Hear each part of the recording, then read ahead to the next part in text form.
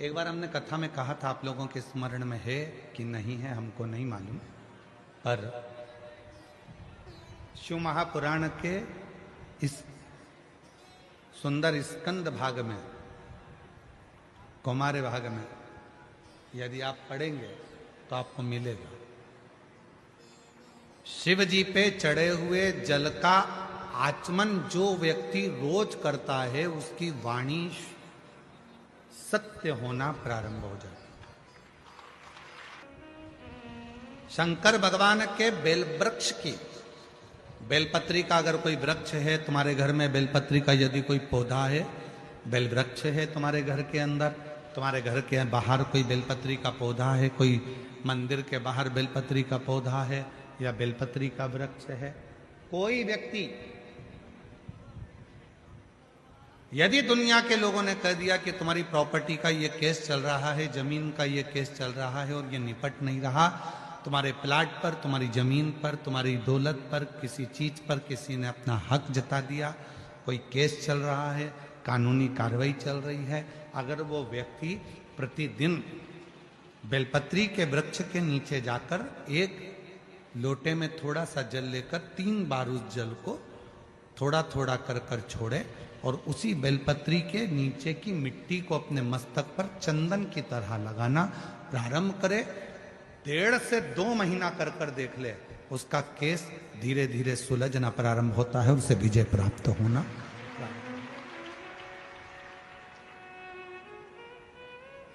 बेलपत्री के वृक्ष की साधना करा करो, कभी कभी करा करो तुम। माताओं से मेरा निवेदन और मेरी जीजियों से, जीजाओं से, मेरी बेटियों से, बेटाओं से, मेरे बुजुर्ग माँ बाप से निवेदन करूं, बेलपत्र के वृक्ष की साधना फल जरूर देती है। उसका प्रमाण है, देखो पत्र आए। मेरा नाम सोनू गणेश बारी है।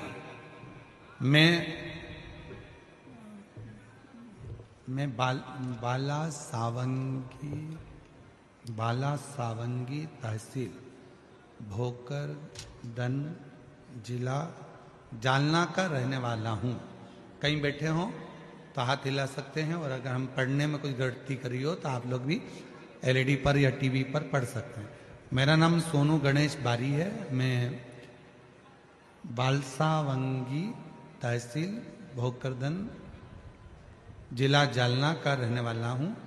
बाबा भोले बाबा का मैं क्या गुणगान करूं।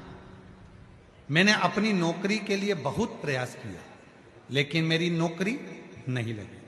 मैंने अपनी नौकरी के लिए बहुत प्रयास किया पर लेकिन नौकरी नहीं लगी। तब मेरी माताजी ने मेरी नौकरी के लिए पशुपतिनाथ का व्रत 2 बार किया और मुझसे कहा कि तू बेलपत्री के वृक्ष के नीचे जाया कर, वहां के जल चढ़ाकर मिट्टी को मस्तक से लगाया कर, तुझे विजय प्राप्त होगी। मैंने भी वही कर्म चालू करा और बाबा की कृपा से आज मेरी नौकरी मिलिट्री में लग गई है। मैं सरकारी पद पर नियुक्त हो गया हूं। बाबा को प्रणाम करने के लिए आया। एक पत्र और देखिए। सीताबाई उत्तम गायकवाड़, मैं बिप्री बूटा पाचोरा जिला जलगांव की रहने वाली हूँ। कहीं बैठी हो तो हाथ हिला सकती हैं और बेलपत्र लेने के लिए आ सकते, जिनके पत्र पढ़े जा रहे हैं वो आ सकते हैं। सीताबाई उत्तम गायकवाड़ में बिप्री बूटा पाचोरा जिला जलगांव की। मेरा बेटा 2 साल से पुलिस की नौकरी के लिए अप्लाई कर रहा था पर नहीं हुआ, फेल हो जाता था, परेशान हो गया। तब मैंने अपने बेटे से कहा कि वो सियोर वाला बाबा कहता है, प्रदीप मिश्रा जी शिव पुराण सुनाते हैं और सभी परेशानियों का हल 1 लोटा जल बताते हैं, तू कर। 1 लोटा जल लेकर जा, थोड़ा जल शिव जी को चढ़ाकर उसमें से थोड़ा जल बेलपत्र को चढ़ा। मैंने बेटे ने वही करना प्रारंभ करा। श्री शिवाय नमस्तुभ्यम का जप चालू किया और 1 लोटा जल चढ़ाकर मैं अपने बेटे को भी दे देती थी जलाचमन करने को और मेरा बेटा भी जल चढ़ाता था। आज बाबा की कृपा ऐसी हो गई, मेरे बेटे की सरकारी नौकरी 8/2/2025 को मुंबई पुलिस में मेरे बेटे का सिलेक्शन हो गया। मैं बाबा को यहाँ प्रणाम करने के लिए आई हूँ। अगला पत्र है सो पुष्पा कैलाश नेरकर, नासिक नसीराबाद तालुका जिला जलगांव से आई हैं। मेरा मोबाइल नंबर ये है। बाबा 2013 से रोज मंदिर जाती हूँ, बाबा को प्रणाम करती हूँ, पर कथा के बारे में इतना नहीं जानती थी। आज बाबा की कृपा से शिव जी को पहचानने लगी, बाबा को अपना बाप मानने लगी। मेरा बेटा मेघराज नेरकर स्टेनोग्राफर के पद पर है। बाबा कई बार तैयारी करता था सरकारी नौकरी के लिए। 2014 से मेरा बेटा सरकारी नौकरी की परीक्षा दे रहा है, पर नहीं हुआ। तब मेरे बेटे ने हार मान ली। मैंने 2022 में पहली बार आपकी कथा सुनी और अपने बेटे से कहा कि वो सियोर वाला बाबा कहता है कि मेहनत को 4 गुना करो, परिश्रम बढ़ाओ, रात दिन एक कर दो। मेरा बेटा सुबह 4 बजे उठता, शिव जी के मंदिर जाता, जल चढ़ाता, पार्थिव शिवलिंग का पूजन करता और खूब पढ़ाई करता।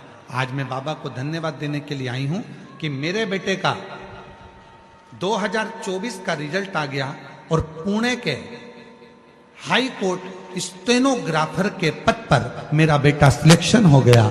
मैं बाबा को यहाँ धन्यवाद देने के लिए आई हूँ, बाबा को निवेदन करने के लिए आई हूँ। शिव तत्व किसको कहते हैं? एक पत्र और है। मेरा नाम कविता अंबादास बसाने, पति का नाम अंबादास लक्ष्मण दास बसाने, गांव एरंडोल, जिला जलगांव से आई हूँ। बाबा मेरे 2 बेटे हैं, सूरज और स्वप्निल। दोनों की सरकारी नौकरी नहीं लग रही थी। तब मेरे बेटे को मैंने कहा, सियोर वाला बाबा कहता है कि मेहनत 4 गुना करो, शिव जी की आराधना करो, बेलपत्री के वृक्ष के नीचे रोज जल चढ़ाओ, उसकी मिट्टी को सिर पर लगाओ। आज मेरे दोनों बेटों की सरकारी नौकरी लग गई। मैं बाबा को यहाँ प्रणाम करने के लिए आई हूँ। कहीं बैठे हों, जिन जिन के पत्र पढ़े हैं वो आ सकते हैं। शिव साधना का फल मिलता है।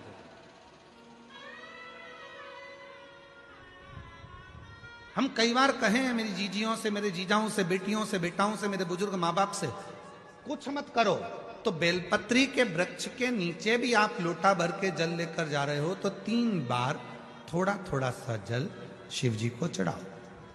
और चढ़ाया हुआ जल जब गिर जाए तब थोड़ी सी मिट्टी को सिर पर लगाओ। बाबा से अपने मन की भाव कहो, श्री शिवाय नमस्तुभ्यं, श्री शिवाय नमस्तुभ्यं, श्री शिवाय नमस्तुभ्यं, श्री शिवाय नमस्तुभ्यं। बाबा को अपने मन का भाव कहो। दुनिया में किसी की सामर्थ्यता नहीं है कि तुमको नीचे दबा दे।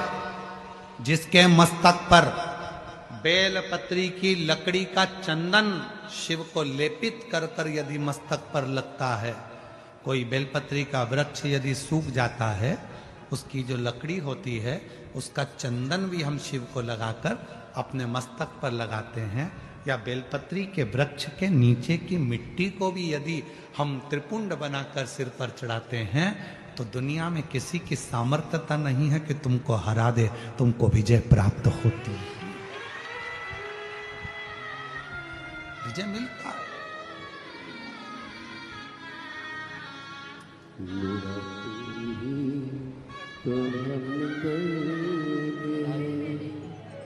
तो जिसे हृदय कहता किसी की सामर्थ्यता नहीं हो सकती।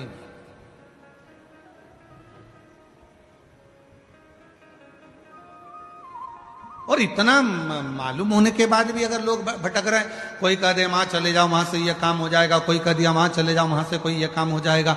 आडंबर में मत फंसो, ढोंग प्रपंच में मत फंसो। दुनिया में किसी की हिम्मत नहीं है, किसी की सामर्थ्यता नहीं है कि तुम्हारे दुख को काट दे। तुम्हारा दुख तुम खुद काटोगे, कोई नहीं काट सकता। अपनी मेहनत अपने को करना है, अपना परिश्रम अपने को करना है, अपना दुख अपने को काटना है।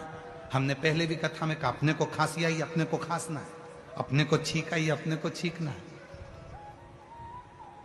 किसी की सामर्थ्यता नहीं है कि कोई दुख काट दे, खुद काटोगे। और खुद दुख कैसे काटोगे?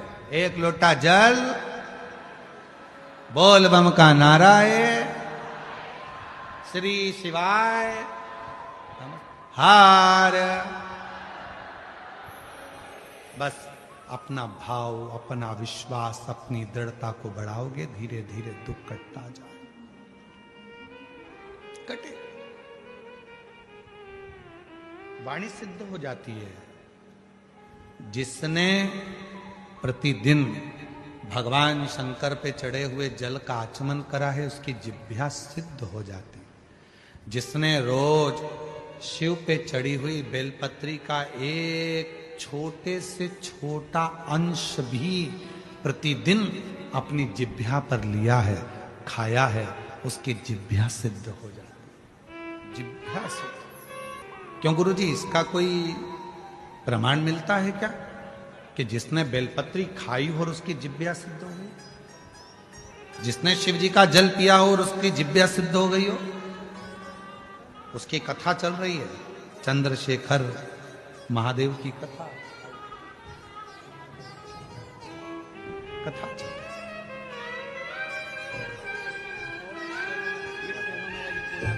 बधाई आपको, बहुत अच्छे। 2 महीने तक जेल चढ़ा बाबा को, 3 महीने में तो बाबा ने सुना, कोरिया भी हो गया, यानी नाटू भी हो गया, हम बधाई। गोद भी भर दी और जेल भी भर दी। बाबा जी कह रहे हैं, मेरे बेटे का जॉब सरकारी नहीं लग रहा था, पुणे की कोर्ट में स्टेनोग्राफर के पद पर नियुक्त हो गया। बाबा ने जेब भी भर दी और मेरी बहू की गोद खाली थी, वो गोद भी भर दी। बाबा ने शिव पर चढ़े हुए जल पीने से जिह्वा सिद्ध हो जाती। हमें सिद्ध करने का कोई मंत्र नहीं आता, हमें कोई साधना नहीं आती, हमें कोई व्रत नहीं आता, हमें कोई तप नहीं आता। लोग कहते हैं इस मंत्र को सिद्ध कर लो, लोग कहते हैं रुद्राक्ष को सिद्ध कर लो, लोग कहते हैं इसको सिद्ध कर लो, लोग कहते हैं उसको सिद्ध कर लो। हम कहते हैं कुछ मत करो, शिव जी पे चढ़े हुए जल को पीना प्रारंभ करो। रोज शंकर जी पे चढ़े हुए थोड़ा सा जल आचमन करना प्रारंभ कर दो। प्रतिदिन एक दिन भी खाली नहीं जाना चाहिए। एक ना एक दिन तुम्हारी जिह्वा सिद्ध हो जाएगी। तुम जिससे जो कहोगे वो अपने आप काम होना प्रारंभ हो जाएगा। जिह्वा मेरा तू ही तो हमदर्द है, जिसे हर दर्द कहता है। मेरा तू ही तो हमदर्द है, जिसे हर दर्द कहता है। जिह्वा सिद्ध हो। रोज प्रतिदिन का नियम करो कि मुझे बेलपत्र अपने मुख में एक अंश मतलब जरा सा, जरूरी नहीं कि पूरा पत्ता खाओगे। हम तो कहते हैं कि बिल्कुल एक छोटी सी बिंदी होती है ना, उस बिंदी के बराबर भी जरा सी बेलपत्र भी अगर शंकर की चढ़ी हुई तुम्हारे मुख में जा रही है, समझ लेना तुम्हारी जिह्वा एक दिन इतनी सिद्ध हो जाएगी कि तुम किसी को कुछ कहोगे और वो बात पक्की हो जाएगी। उसकी सिद्धता, शंभु शंभु शंभु, वो सिद्ध होती है।